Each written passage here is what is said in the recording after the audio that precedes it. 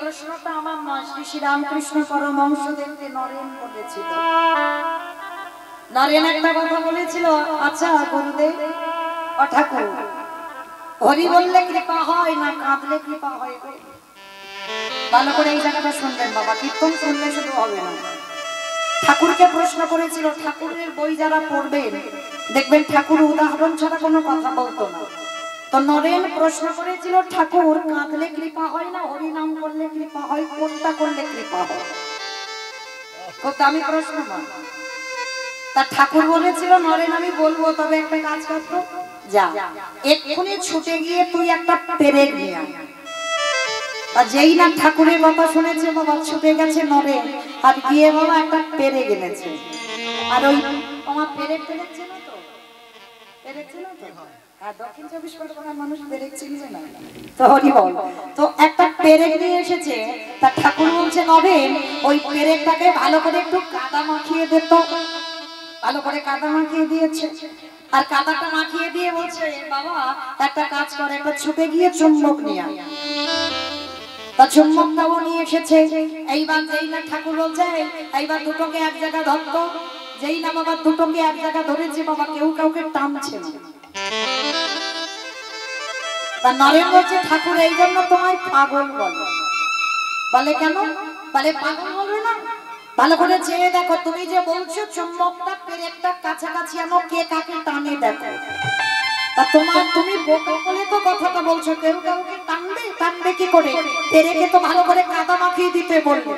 তাহলে ভালো করে যদি পেরেকে কাদা মাখানো থাকে, তাহলে কি চুম্বক না টানবে, পেরেক না টানবে, কেউ কাউকে টানবে।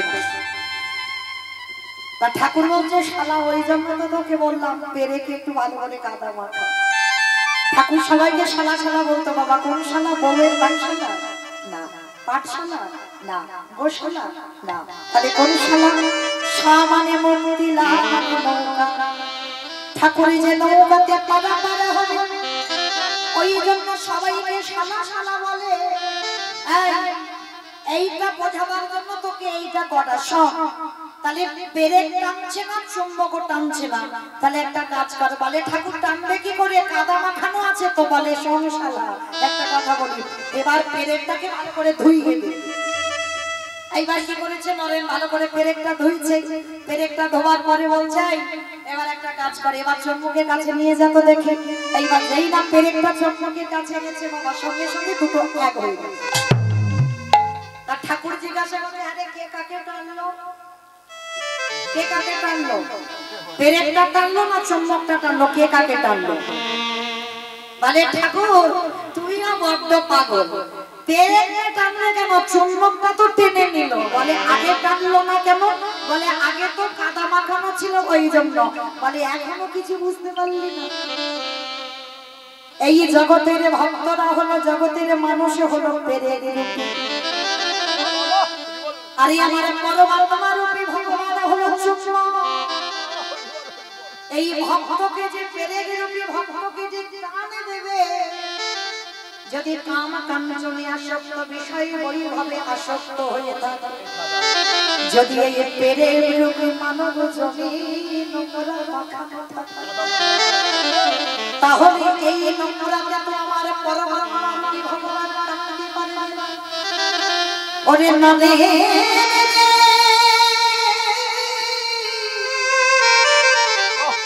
যতদিন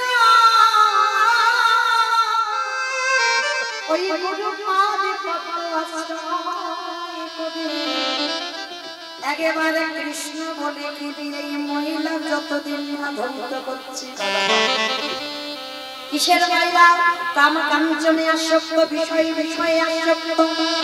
ছেলে আমারে, মেয়ে আমারে, জায়গায় আমারে, জমি আমারে, বৈভব আমারে, এগুলো মহিলা।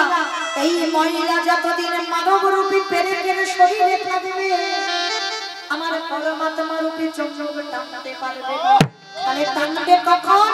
যদি কৃষ্ণ বলে চোখের জলে মহিলাগুলো ধুতে পারো, তাহলে পরমাত্মা রূপী চুম্বক রূপী ভগবান তোমাকে টেনে কাছে নেবে। এইবার বুঝলি, কাঁদলে কৃপা হয় না, হরি বললে কৃপা হয়। হরি তো বলবি, কিন্তু বলার আগে তোকে কৃষ্ণ বলে নয়ন জলে যতদিন না কৃষ্ণ বলে এই হৃদয়ের ময়লাগুলো ধুয়ে দিচ্ছি ততদিনই আমার পরমাত্মা রূপী হয়ে জীবাত্মাকে টানতে পারবে না। আরে যেদিন তোর কামনা বাসনার ময়লার বাসন ধুয়ে যাবে আমার ভগবান যেদিন কৃষ্ণ বলে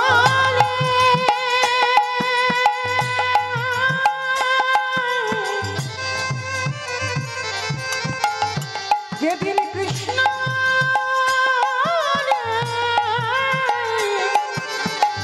একেবারে কাঁদিতে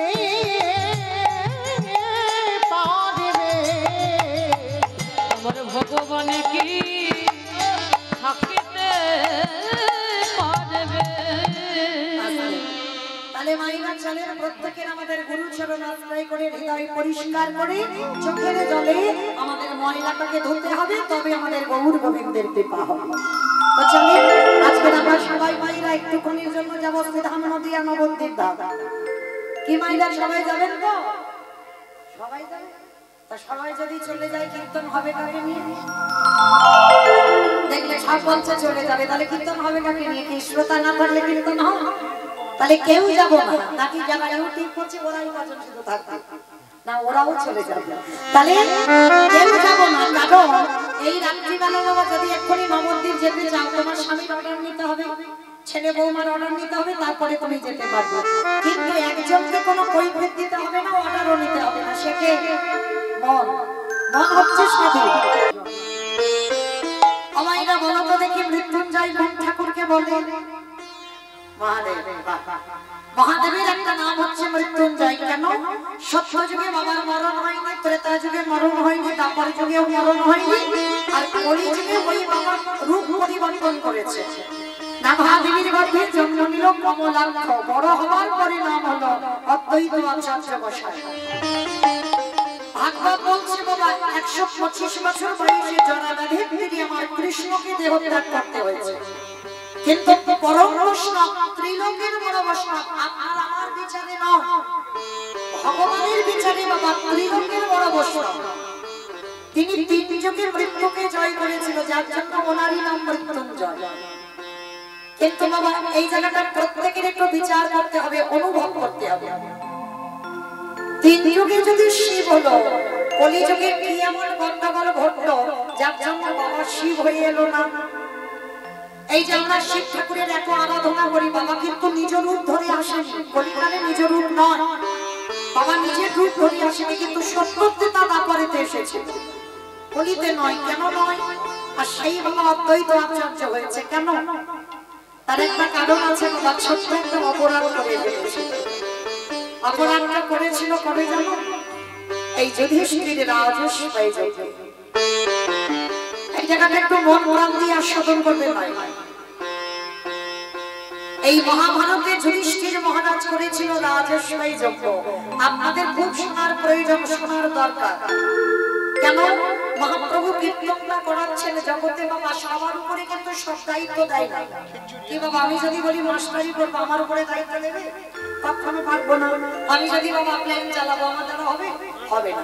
আমি যদি বলি ট্রেন চালাবো, হবে আমার দ্বারা? হবে না। কেন হবে না?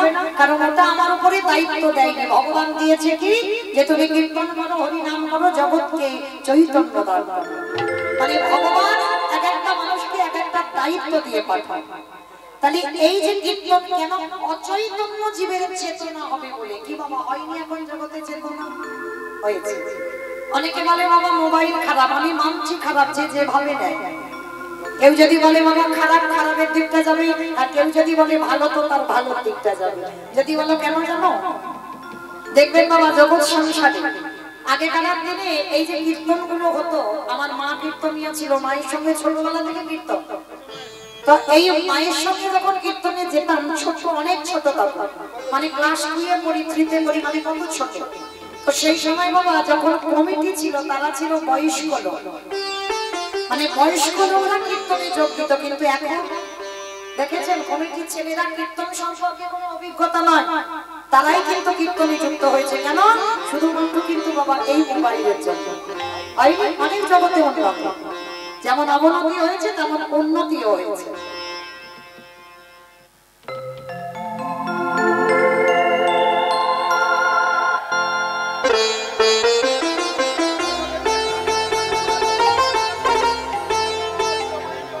নিতাই গৌর কৃষ্ণ প্রেমানন্দ। হরি বল হরি বল হরি বল।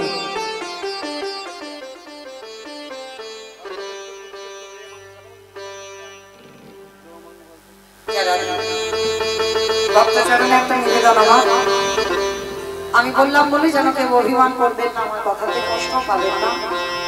যারা যারা কিছু দেবেন, দান করবেন, কীর্তনের শেষে আপনাদের জন্য একটু দাঁড়াবো, কিন্তু কীর্তন চলাকালীন কেউ হরিবাসরে আসবেন না, এইটুকু আপনাদের চরণে নিবেদন। আমি বললাম বলে যেন কেউ অভিমান করবেন না আমার কথা, কারণ বারে বারে যদি আসেন তাহলে কীর্তনই দেখা হবে, অন্যান্য ভক্তদের কষ্ট হবে, সেটাকে বাবা আমাদের নাম অপরাধের মধ্যে আমরা পড়ে যাব। ওই জন্য কথাটা বললাম, কীর্তনের শেষে আসবেন, কীর্তন চলাকালীন কেউ আসবেন না। নিতাই গৌর কৃষ্ণ প্রেমানন্দ। হরি বল হরি বল হরি বল। যুধিষ্ঠির মহারাজ করেছিল রাজস্বই যজ্ঞ। যেমন ধরুন বাবা, আমার এই নিতাই গৌর দুই ভাই এই যে যজ্ঞ অনুষ্ঠানটা করছে, ভালো করে ভেবে দেখেন তো বাবা, হয়তো ব্যক্তিগত কীর্তন একাই করছে, কিন্তু সম্ভব কি? কোনদিন সম্ভব একা করা না, অনেকে সহযোগিতা লাগে, আত্মীয় স্বজন, বন্ধু বান্ধব, আশেপাশে যারা বান্ধবরা আছে, গ্রাম প্রতিবেশী, সবাইকে আগে আসতে হয়। আর যদি আমি আসে তবে একটা যজ্ঞ অনুষ্ঠানটা করা যায়। তাহলে যুধিষ্ঠির মহারাজ করলো রাজস্বই যজ্ঞ। সেই যজ্ঞে বাবা ভগবান কৃষ্ণ সবাইকে দায়িত্ব দিয়েছিল। আর যুধিষ্ঠির দাদা বলেছিল, কৃষ্ণ কৃষ্ণ তুমি তো সবাইকে দায়িত্ব দিচ্ছ, তুমি নিজে কোনো দায়িত্ব নেবে না। ভগবান আমার একটু মুচকি এসে বলেছিল, দাদা আমি সবাইকে কাজ দিয়েছি, দায়িত্ব দিয়েছি, আমিও নিয়েছি দুটো কাজ। সে কি, সবাইকে তুমি একটা করে কাজ দিয়েছ আর তুমি তোমার বেলা দুটো কাজ। আচ্ছা কৃষ্ণ কি কাজ নিয়েছ? বলে, জানো দাদা, আমার প্রথম কর্মটা হবে এই রাজস্বই যজ্ঞে যত যত সাধুগুরু ব্রাহ্মণ বৈষ্ণব আসবে, যত যত ভক্ত আসবে, আমি কৃষ্ণ দয়াময় হয়ে সবার প্রথমে আমার কর্ম হবে নিজের হাতে আমি তাদের চরণ যুগল দণ্ড করে। ছটকে উঠেছে যুধিষ্ঠির দাদা, অসম্ভব, কৃষ্ণ কে কোথাকার জাত আসবে, কে কোন মানুষ আসবে, তাদের জাতের ঠিক নেই, আর যারা যারা আসবে তুই প্রত্যেকের পা ধোবাবি। বলে, হ্যাঁ দাদা, এটা হবে আমার প্রথম কাজ। আচ্ছা মায়েরা, এই জায়গাটা একটু ভালো করে অনুভব করে দেখেন তো, যিনি বিশ্বের স্রষ্টা মালিক ভগবান, যার কোনো কিছু অভাব ছিল না, যে মনে করলে বাবা একটা সেকেন্ডে পৃথিবীটাকে লয় প্রলয় করে দিতে পারে, যার ইচ্ছাতে মরা গাছে ফুল ফোটে, যার ইচ্ছাতে শুকনো গাঙে উজানো, সেই ভগবান আজকের রাজস্বই যজ্ঞে পা ধোয়াচ্ছে কেন? মহাপ্রভুর একটা শিক্ষা আছে বাবা, নিজে আচরি ধর্ম জীবের শিক্ষায়, নিজে না করলে ধর্ম জীবকে শেখানো না যায়। এই যে কথাটা বাবা আমরা মোটামুটি প্রায় সব কীর্তনিয়া বলবো, দেখবেন সব কীর্তনিয়ারা বলে নিজে আচরি ধর্ম জীবের শিখায়, নিজে না করলে ধর্ম জীবকে শেখানো না যায়। মানে আগে আমাদের আচরণ ঠিক করতে হবে, তারপরে বাবা তুমি জীব শিক্ষার জায়গায় দাঁড়াও।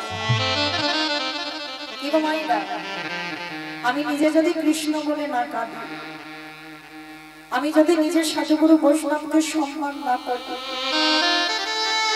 আমি যদি স্বভাবটা নত ভাব না হয়, আমি যদি মানুষের সঙ্গে কথা বলবার আগে আমার চরিত্রটা, আমার স্বভাবটা যদি নত হতে না যায়, তাহলে কি বাবা আমার মুখ থেকে হরিকথা শুনে কারোর শিক্ষা হবে বলে মনে হয়? আগে নিজেকে ঠিক করতে হবে, তারপরে তোমার মুখে হরিকথা শুনে জীব শিক্ষা পাবে। যার জন্য বিশ্বের শ্রেষ্ঠ মালিক ভগবান পা ধোয়াচ্ছে কেন? শুধু আপনাদের আমাদের শিক্ষা দেবে বলে। ওরে কলির মানুষ, তোরাও যারা জগতে এই সনাতন ধর্মের মানুষ হয়ে এসেছে, তোদের প্রত্যেকটা মনুষ্য জীবনে কর্তব্য, বাড়িতে যদি সাধুগুরু বৈষ্ণব আসে, সবার আগে নিজে ঘটিতে করে জল নিয়ে তাদের চরণ যুগল ধোয়া। তবে আগেকার দিনের নিয়মগুলো মা ঠাকুমারা মানত, আর এই আমাদের মতো মেয়েরা বাবা যত টিভি সিরিয়াল দেখে তাদের মতো আচরণ হয়ে যায়।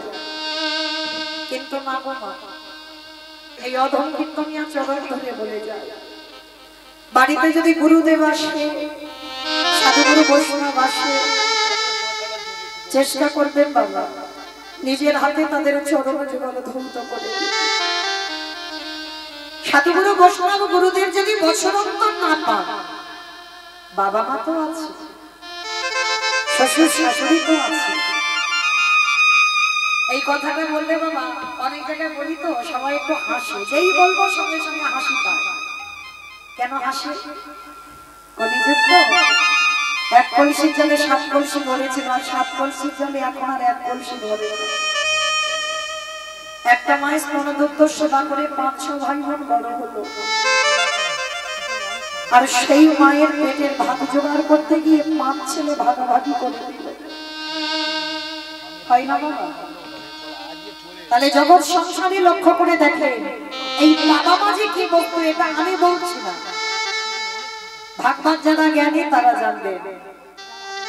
ভগবান কৃষ্ণ সুদামাকে বলেছিল, সুদামা সবার আগে বড় গুরু হলো যে যার ঘরের বাবা মা।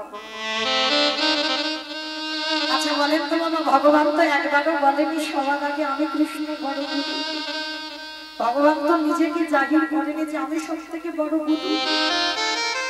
সবার আগে বাবা মাকে জায়গা দিয়েছে, সবার আগে মা, তারপরে বাবা। ভেবে দেখেন তো কোথায় ছিলেন আপনারা, আমরা কোথায় ছিলাম? শূন্যে ঘুরে বেড়াচ্ছিলাম, বাবা কৃপার বিন্দু দিল, মা 10 মাস কত যন্ত্রণা ভোগ করে গর্ভে ধরে রাখলো। তার মতো দরদি, তার মতো কৃপাময়ী আর কি কেউ আছে? তাই সবার চরণ ধরে এই অধম কীর্তনিয়া বলে যায়, চেষ্টা করবেন বা বৎসরে একবার, আমি বলছি না যে রোজ রোজ করো, বৎসরে একবার। যেমন তোমরা প্রতিনিয়ত ভগবানের সেবা করো, ভগবানের জন্মাষ্টমী ব্রত করো, রামনবমী করো, একাদশীর উপবাস করো, অনেক ব্রত পালন আমরা করি, ঠিক তদ্রূপ সারা বছরে একবার বাবা মাকে সিংহাসনে বসিয়ে ভগবানের গলায় যেমন মালা দিয়ে, ওইরকম বাবা মাকে বসিয়ে দিতে মালা দিয়ে নিজের হাতে চরণ ধৌত করে বৎসরে একবার বাবা মাকে নিজের হাতে একটু খাইয়ে দিও। কারণ ওই জায়গাটাই যদি তুমি নত হতে শিখো, বৃন্দাবন যেতে হবে না, নবদ্বীপ যেতে হবে না, হরিদ্বার যেতে হবে না, কোথাও যেতে হবে না। ভগবান বললেন সারা জীবন সে হাজার অন্যায় করলেও যারা বাবা মাকে সেবা পূজা করে, হাজার অপরাধও যদি করে, সারা জনম আমি ভগবান সেই ভক্তের দাস। ও যে ভক্তি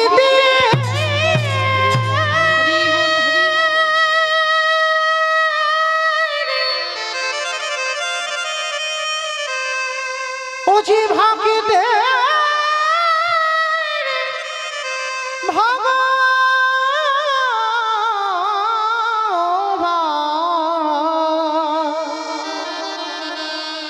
বুঝি ভক্ত ছাড়া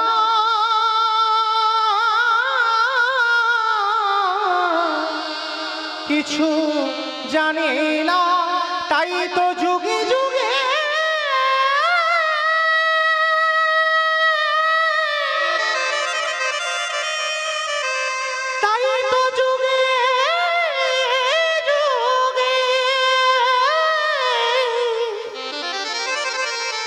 ও যে ভক্তের কাছে দয়াল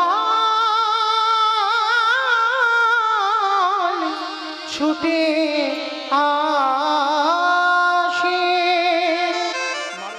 জগৎ সংসারে ভগবান আজকে এসে দাঁড়িয়েছে কোথায়?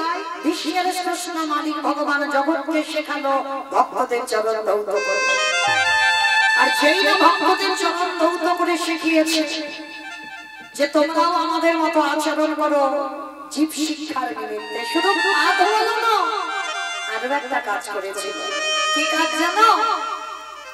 যারা যারা যজ্ঞে প্রসাদ পেয়েছিল কৃষ্ণ দয়াময় নিজের হাতে এঁঠো পাতাগুলো নর্দমায় ফেলেছে।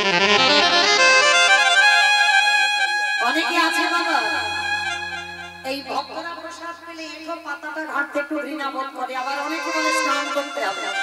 ওই যে এঁঠো পাতাগুলো পরিষ্কার করেছে স্নান করতে হবে, তবে বাবা সব এঁঠো নয়। ওই কেউ যদি অনুষ্ঠানে মাছ মাংস খেয়ে যায় ওই এঁঠো ঘাটতে কোনো কাজ হবে না।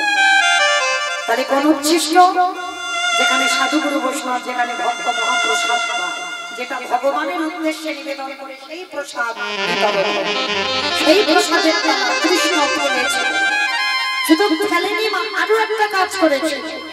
ভক্তরা প্রসাদ পাচ্ছে আর উচ্ছিষ্ট গুলো লেগে আছে, এঁঠোতে লেগে আছে, এঁঠো পাতাতে এঁঠো আছে, আর ওই উচ্ছিষ্ট তুলে নিয়ে কৃষ্ণ আমার সারা গায়ে মাখছে। আলাদা থেকে যুধিষ্ঠির দাদা দেখে বলেছিল, কৃষ্ণ এটা তুই কি করছিস?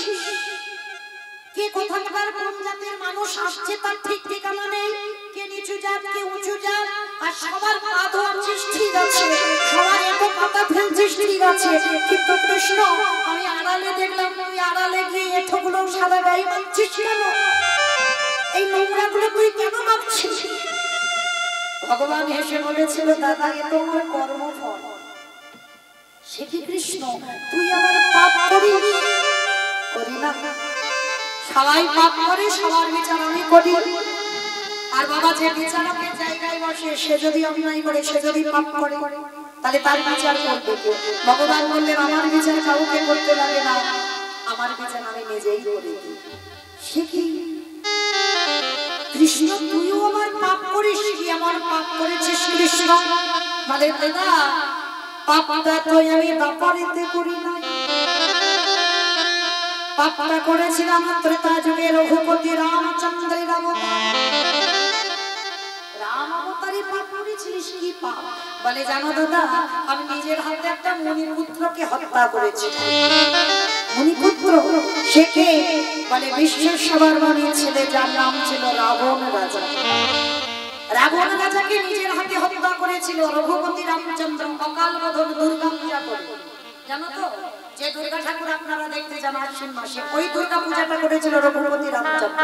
কেন করেছিল? শুধু রাবণকে বধ করবার জন্য। আর ওই দুর্গা পূজাটা করেছিল রাবণ রাজা। তাহলে কত বড় ভক্ত ছিল এই রাবণ। তবে বাবা একটা কথা বলি, আমরা রাবণের একটাই কথা আপনারা চলতি কথা মেনে নেন, অনেক সংসারেও বলবো। কথাটা কি না, তুই হলি আমার ঘর শত্রু বিভীষণ। বলি না তুই আমার খাস, আমার বাড়ি থাকিস, আর আমার বাড়ির গল্পগুলো লোকের কাছে বলে বেড়া, তুই হলি ঘর শত্রু বিভীষণ। কিন্তু মাইরা এটা আমাদের কথা নয়, আমারও কথা নয়, কথাটা বলেছিল রাবণ রাজা লঙ্কার মাটি। কবে বলেছিল জানো? যেদিন বাবা ঘোষণা হয়েছিল যারা যারা রাম নাম করবে তাদেরকে মৃত্যুদণ্ড দেওয়া হবে। আর এই ভয়ে পড়ে বাবা কেউ রাম নাম করতো না, সবাই ভয়ে ভয়ে ঘরে চুপি চাপি থাকতো।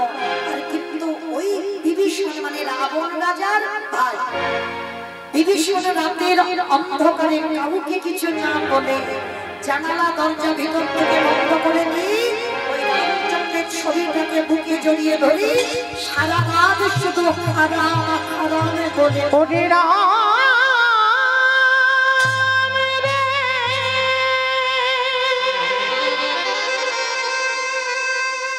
একেবারে দেখা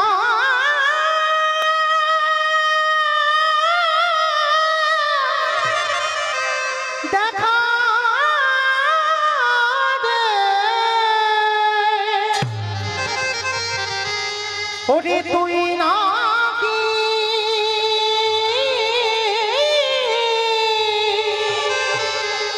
ভক্তি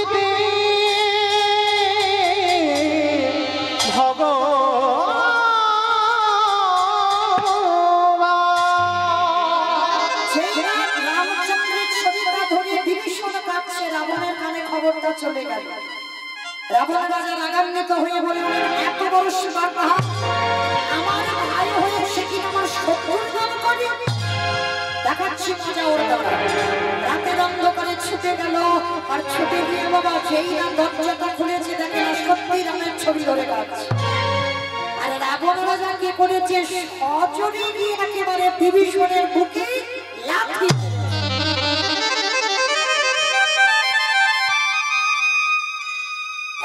একটু আস্বাদন করবেন বাবা। ভাই ভাই যদি কেউ থাকো, এই রাবণ আর বিভীষণের চরিত্রটা তাদের শোনা খুব দরকার, খুব প্রয়োজন। এগুলোই তো বাবা জীব শিক্ষা, এগুলো তো সমাজের শিক্ষা। এই যে গৌরমিতা এরা দু ভাই কীর্তনটা করছে, এ জগতে ভাই ভাই কেমন হই আমরা? ভাইয়ে ভাইয়ে লাঠালাঠি হয়, ভাইয়ে ভাইয়ে খুনোখুনি হয়, ভাইয়ে ভাইয়ে জায়গা জমিতে শিল পোতা হয় না? বেড়া দিয়ে দেওয়া হয়, এটা তোমার জায়গা, এটা আমার জায়গা, ভাই ভাই জায়গা ভাগাভাগি হচ্ছে। আবার দেখবেন বাবা ভাই ভাইয়ে মামলা পর্যন্ত চলে, পাঁচিল তুলে দেওয়া হয়, এক ভাই আর এক ভাইয়ের মুখ পর্যন্ত দেখে না। এক ভাই যদি মরেও যায় আর এক ভাইয়ের এতে কোনো যায়ও আসে না, হৃদয়ে এতটুকু কোনো অনুতাপ থাকে না যদি ছোট ভাই মরে যায় বা বড় ভাই মরে যায়। কিন্তু মায়েরা এগুলো আপনাদের সঙ্গে হয়, এগুলো আমার সঙ্গে হয়। রাবণ বিভীষণ এরা এমন ভাই নয়। ভাই ভাইয়ের কেমন চরিত্র হওয়া উচিত বাবা শিখে নেন, আশীর্বাদ করে যাবেন। এরা দু ভাই যে কীর্তন করাচ্ছেন, এদের যেন স্বভাবটা, এদের চরিত্রটা মৃত্যুর আগের দিন পর্যন্ত যেন এমনই থাকে। যেই না সজনী লাঠি মেরেছে, একটা কথা মনে রাখবেন বাবা, বড় দাদা মানে পিতার সমান, আর বড় দিদি মানে মায়ের সমান। হয়তো তুমি ছোট হয়ে অন্যায় করনি, বড়ই অন্যায় করেছে, তুমি জানো, সমাজের লোকও জানে বড়জন অন্যায় করেছে, কিন্তু বাবা শাস্ত্র কোনোদিন বিধান দেয়নি তুমি ছোট হয়ে বড়র গায়ে হাত দাও, এ বিধান নাই।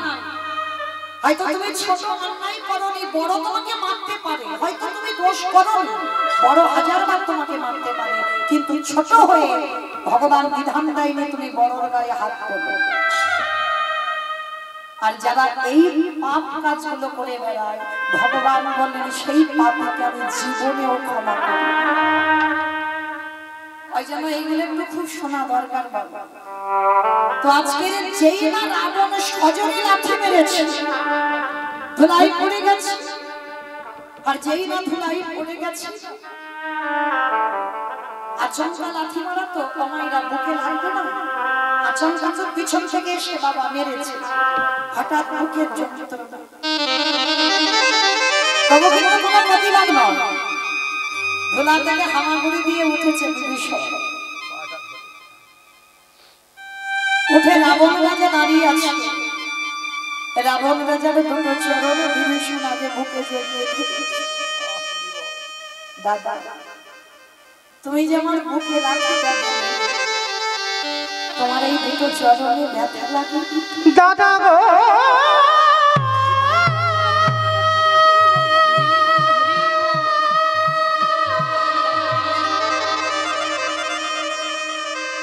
আমার এই কঠিন বুকে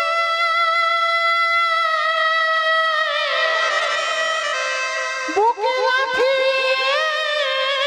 মেরে তোমার কোমল চরণে কি আঘাত লাগে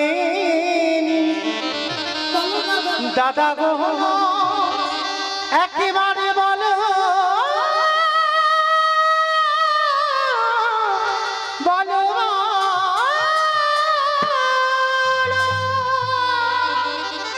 চরণ দুটো জড়িয়ে জড়িয়ে আছে, বলো না আমার বুকে লাঠি মেরেছে, তোমার পায়ে ব্যথা করছে না তো? আবার লাঠি মেরে ফেলে দিয়ে বলল দূর হয়ে যা রাজশাস্ত্র বিভীষণ, আমার খাবে আমার পড়বে, আমার সত্যর নাম জপ করবে, এই রাতের অন্ধকারে আমার বাড়ি থেকে বেরিয়ে যাবে, কাল সকালবেলা উঠে যেন তোর পাপ্পা মুখ আমার দেখতে না হয়। একটা লাঠি মেরে ভাইকে বের করে দিয়েছে বাড়ি থেকে। কে গো মায়েরা, জগতে এমন ভাই আছে কেউ দেখাতে পারবে? এইরকম চরিত্রের ভাই ছিল রামায়ণে আমার ভরত ভাই, 14টা বছর রামের চরণ খরমজোড়া সেবা করেছে। কেন? এই যে আমরা ভাই ভাই ঝগড়া করি না, জায়গা জমি, ভরত বলেছিল দাদা যে জায়গাটা তোমার জায়গা, ও জায়গাতে তো আমি বসতে পারবো না। রামচন্দ্র নেই বলে বনবাসে ছিল বলে রামচন্দ্রের খড়মজোড়া সিংহাসনে রেখেছি। 14টা বছর খড়মের নিচে বসে রামচন্দ্রের খড়ম সেবা করেছি। যার জন্য তো আমার ভগবানের ঋণী হয়ে গেল আর সেই ভরত সুদামা হয়ে গেল। যেদিন বালক হয়ে গেল 14 বছর খড়ম সেবা করলো বলে ভগবান সুদামার চরণ ধৌত করে চরণ ধোয়া জল পান। এ তো সিস্টেম হয়ে আছে বাবা, কারণ ওদিকে রেখেছিল যেমন করে ভগবান সেই পাপটা খণ্ডন করেছে, ওই জন্য ভক্তের চরণ ধোয়া জল পান করেছে। তাহলে এদের বলে ভাই, আমরা পার্থিব জগতে এগুলো ভাই বোন নয়, আমরা কেউ ভাই বোন নয়।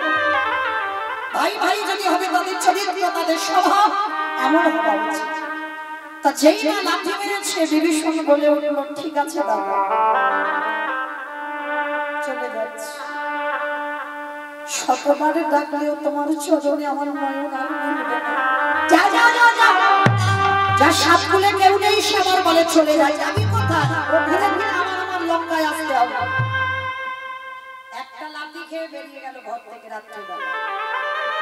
আচ্ছা বলো তো, মাঝে মাঝে আমাদের ছেলে মেয়েরা খুব অন্যায় করে না? হয়তো ছেলে মেয়ে বড় হয়ে গেছে, এমন অন্যায় করলো বাবা মা চর্চা করে বসিয়ে দিল। আচ্ছা ছেলেকে মারবার পর বকবার পর আধা ঘন্টা করে কষ্ট হয় না? সত্যি করে বলবেন কষ্ট হয়? এই সন্তান এমন একটা জিনিস না, যে বাবা মা মারে সেই বাবা মা আধা ঘন্টা করে আমার আদর করে। এই বাবা ছেলের সম্পর্কটা কেমন জানো? একটুখানি বলবো জানো,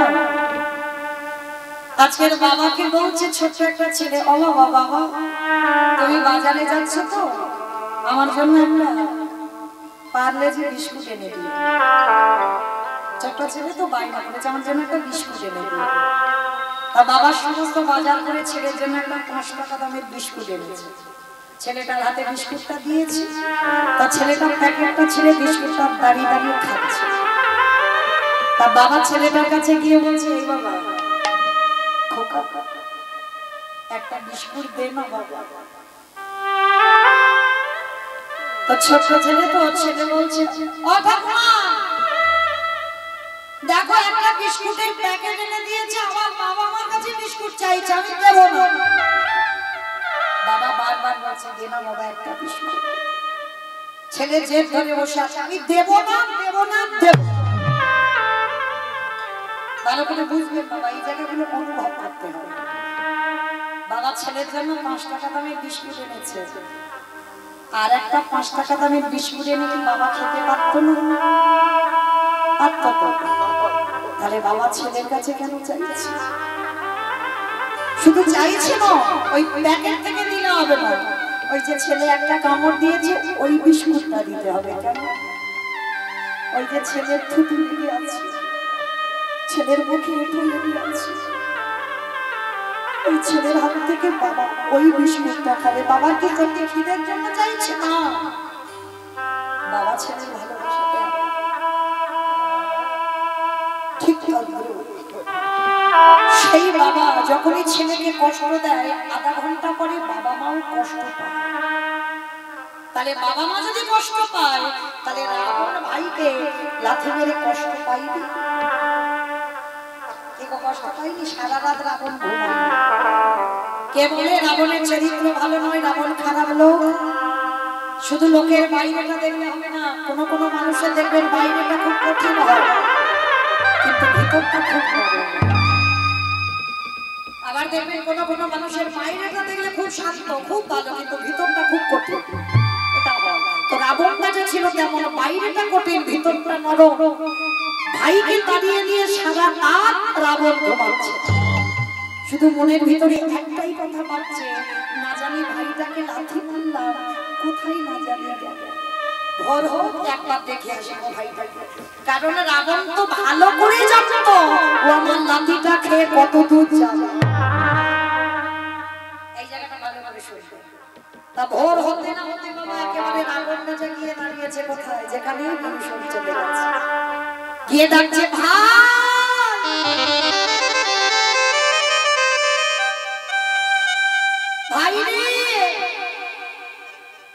বারবার ভাই ভাই বলে ডাকছে। লক্ষণ বেরিয়ে এসেছে, তোমার লজ্জা করে না? কালকে তুমি তোমার ভাইয়ের বুকে লাথি মেরে তাড়িয়ে দিয়েছো, আর আজকে তুমি তোমার ভাইয়ের পা ধরে ক্ষমা চাইছো। হ্যাঁ, যাবে না তোমার ভাই? রাবণ দাদা এসে কোমরে হাতটা দিয়ে বলেছিল, তুই কি মনে করেছিস কালকের ভাইয়ের বুকে লাথি মেরে আর আজকের পা ধরে ক্ষমা চাইছিস? তাহলে এলে কেন? এসেছি একটাই, আমাকে দেখতে হবে না আমার যে ভাইকে লাঠিটা দিলাম ও লাঠিটা খেয়ে ঠিক ঠিক জায়গায় এলো কি? ও যে লাঠিটা খেলো, লাঠিটা খেয়ে ঠিক জায়গায় এলো কি আমায় দেখতে হবে না? সে বলছে, রাবণ এইরকম ভাইকে কেউ লাঠি মারে? একটা কথা বলবি না, এই জগতের প্রত্যেকটা ভক্ত শুধু বলে আমার ভাইকে লাঠি মেরেছি, লাঠি মেরেছি, লাঠি মেরেছি। না, ওটা লাঠি নয়, ওটা জগতে কোনো সাধারণ লাঠি নয়, ওটা ছিল বৈরাগ্যের লাঠি। ওরে রাম রে,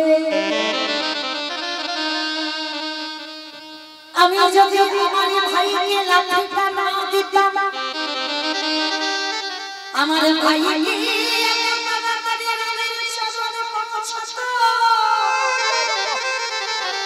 ওরে রাম রে,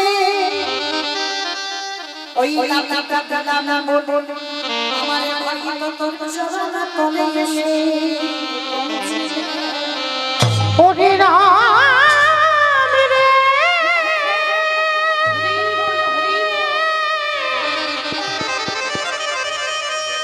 আমি যদি আমার ভাইয়ের বুকে যদি না লাঠি মারিতাম, তবে কি এত তাড়াতাড়ি আমার ভাই তোর চরণে আসিতে পারিতাম? সন্তান যদি জন্ম দিতে হয় মায়ের, এমন সন্তান জন্ম দাও। মনে রাখতে হবে বাবা, লেখাপড়ার ডিগ্রি তৈরি হলে তাহলে মানুষ কয় না, তাহলে মানুষ তাকেই বলবো যার হৃদয়ে মনুষ্যত্ব জ্ঞান আছে, তাকেই সমাজে মানুষ বলে গণ্য করা হয়। তো যে বাড়িতে আজকের এই যে এত ভক্ত পদধূলা, আমার মতো অধম কীর্তনিয়ার আগমন ঘটেছে, তো যাই হোক, আচ্ছা এরা এত খরচ করে এই যে দিন মজুরি খাটে, এই এত টাকা খরচা করে কি প্রয়োজন বাবা? আমাদের মতো এই যে কীর্তনিয়াদের এনে, শুধু আমি বলে নয়, আরো অন্যান্য কীর্তনিয়ারা তো এসেছে, যারা সমাজে এখন কীর্তন করে বেড়াচ্ছে, বড় বড় কীর্তনিয়াদের আনছে। বলেন তো, এত টাকা খরচ করে কীর্তনিয়াদের এনে কীর্তন করিয়ে লাভটা কি হচ্ছে? লাভ আছে। লাভ যদি না থাকতো বাবা, কলির মানুষ কীর্তনে পাগল হতো না। কি মাইরা হতো? এই এত দুর্যোগ মাথায় নিয়ে আপনারা ছুটে আসতেন যদি লাভ না পেতেন? লাভ অবশ্যই আছে। লাভটা কি হলো? গোলক বৃন্দাবনে বসে আমার রাধারানী গোবিন্দের কাছে প্রতিজ্ঞা রেখেছে, বধূ আগত কলিকালে যদি আমার একজন ভক্ত ভক্ত সেবার জন্য, হরিনাম যজ্ঞের জন্য, ভক্ত পদধূলার জন্য যদি কিছু অর্থ ব্যয় করে দেন, রাধারানী গোলকে বসে গোবিন্দের কাছে প্রতিজ্ঞা রেখেছিল, বধূ সেই ভক্তের ঘরে তার যা খরচা হবে তার ডবলের ডবল আমি তার ঘরে পৌঁছে দিয়ে আসবো। এই যে ধরুন বাবা, অনুষ্ঠানের জন্য আমি কম করে বললাম, আমার জামা নাই, কম করে বললাম যদি 5 লাখ টাকা খরচা হয়, আমার রাধারানী কিন্তু বাবা 10 লাখ টাকা ব্যাংকে দেবে। তাহলে কম ধম, এটাই হলো কীর্তন, বুঝতে হবে। তলিয়ে বাবার নাম হলো তত্ত্ব। কীর্তন বাবা উপর থেকে শোনা যায় না, উপর থেকে শুনলে বাবা কীর্তনের রস আস্বাদন হয় না। কীর্তন শুনতে শুনতে যত তলিয়ে যাবে, ভিতরে যাবে, কীর্তনের রস পাওয়া যাবে। তাহলে রাধারানী বলল, যে টাকা খরচা হয় তার ডবল টাকা আমি তার ব্যাংকে দিই। তার মানে কি 5 লাখ টাকা খরচা হয়েছে মানে বাবা 10 লাখ টাকা আমার ব্যাংকে হঠাৎ চলে আসবে? বলে না। তাহলে কম ধম, যে ধনে চুরিরা চুরি করতে পারে না, যে ধনে কোনো রিয়া করা যায় না, যে ধনে কোনদিন লুটে করা যায় না, যে ধনের নাম হলো কৃষ্ণ প্রেম। জগৎ সংসার যদি একজন ভক্ত ডাকারে বাবা ডাকিবি পারে, ওই মুরু